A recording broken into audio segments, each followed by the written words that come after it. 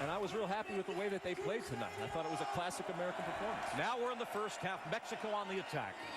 Yeah, Mexico started the game pretty well. They got numbers forward. They kind of came at the U.S. They were had a little bit more quality on the ball. I think U.S. looked a little bit nervous in those first 15 minutes.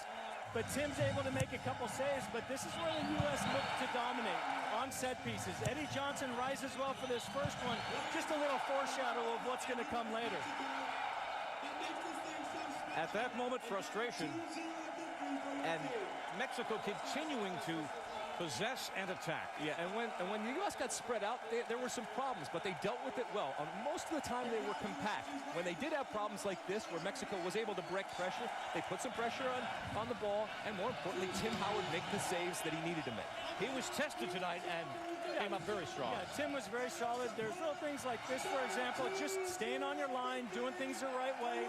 And then here's when you see when a goalkeeper makes an error, there are problems. Corona comes flying out, never going to get the ball. Eddie Johnson rises up, hits it right down the middle of the goal where Corona should have been standing. But those little decisions are what makes differences in big games like this.